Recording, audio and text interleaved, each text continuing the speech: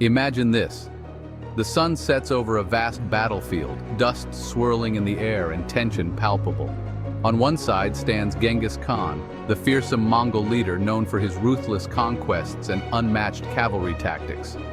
His eyes scan the horizon, calculating the movements of his enemies. Opposite him is Alexander the Great, a brilliant strategist and master of warfare, preparing to lead his troops into battle with unwavering confidence. Two of history's greatest conquerors, each commanding legacies that have shaped the world in profound ways. The question looms, who would emerge victorious in this ultimate clash? Buckle up, because we're diving deep into this epic showdown. Let's set the stage. Genghis Khan, born Temujin in 1162, united the fragmented Mongol tribes and forged one of the largest empires in history by his death in 1227. His innovative strategies and the sheer brutality of his campaigns made him a legendary figure, feared by many. He was not just a conqueror, he was a visionary who understood the importance of communication and trade, establishing the Silk Road as a vital artery for commerce and cultural exchange. Now, let's turn to Alexander the Great. Born in 356 BC in Macedonia, he became king at just 20 years old. His ambition knew no bounds as he set out to create an empire that stretched from Greece to the edges of India. Alexander was not only a military genius, he was also a skilled diplomat and a charismatic leader who inspired loyalty among his troops. His tactical brilliance and ability to adapt to changing circumstances on the battlefield turned him into a legend whose influence is still felt today. Let's delve deeper into Genghis Khan's strengths. He revolutionized warfare with a highly mobile army, maximizing the potential of cavalry.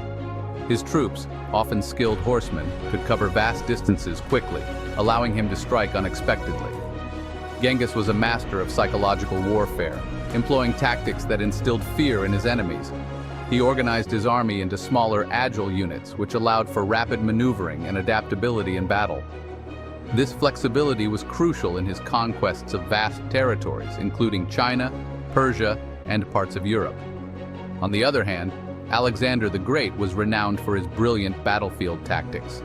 His strategy often involved using the phalanx formation, complemented by cavalry charges. This approach allowed him to engage and defeat much larger armies decisively. Alexander was also a logistics master, ensuring his troops were well supplied and motivated. He conquered the Persian Empire and fought in regions like Egypt and India, often employing clever tactics that caught his enemies off guard. His ability to inspire his men and lead from the front made him a formidable opponent. Now, let's picture the battlefield. The air is thick with anticipation as Genghis, confident in his cavalry's speed, attempts to outmaneuver Alexander's phalanx. He knows that a direct assault on the front lines would be disastrous, so he plans to strike hard and fast at the flanks, hoping to encircle Alexander's forces. Meanwhile, Alexander, with his keen strategic mind, forms a strong defensive line, utilizing his infantry to hold the center while deploying cavalry to counter Genghis's maneuvers. As the battle begins, chaos erupts. Arrows rain down from both sides, cavalry charges clash, and infantry units engage in fierce combat. Genghis aims for a quick victory, hoping to disrupt Alexander's formations before they can fully deploy. However, Alexander, with his experience against larger forces, finds a way to turn the tide. He orders his cavalry to flank Genghis's forces, creating openings in the Mongol lines. As the battle rages on, Genghis Khan's initial maneuvers create chaos, but Alexander's disciplined formations hold strong.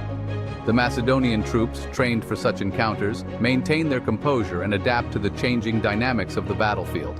Alexander's cavalry successfully flanks Genghis's forces, and he uses strategic reserves to exploit weaknesses in the Mongol lines. In a decisive moment, Alexander leads a bold charge, breaking through Genghis's center. The Mongol leader, realizing that his forces are being overwhelmed, attempts to regroup, but it's too late.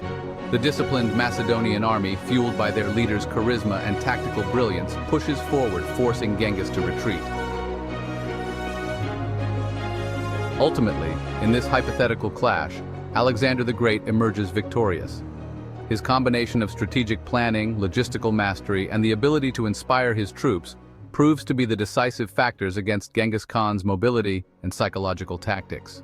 While both leaders displayed incredible military prowess, Alexander's disciplined approach and adaptability in battle give him the edge. However, this victory does not diminish the legacy of Genghis Khan. His innovative strategies and the empire he built laid the groundwork for future generations. Alexander, too, would learn from this encounter, perhaps adopting some of Genghis's tactics in his own campaigns.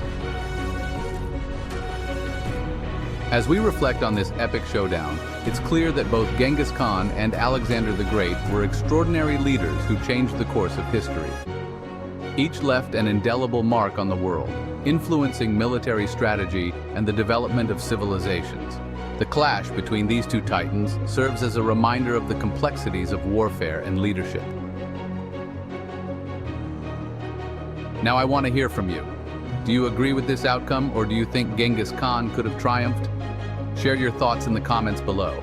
And while you're here, don't forget to check out my other historical comparisons. Hit that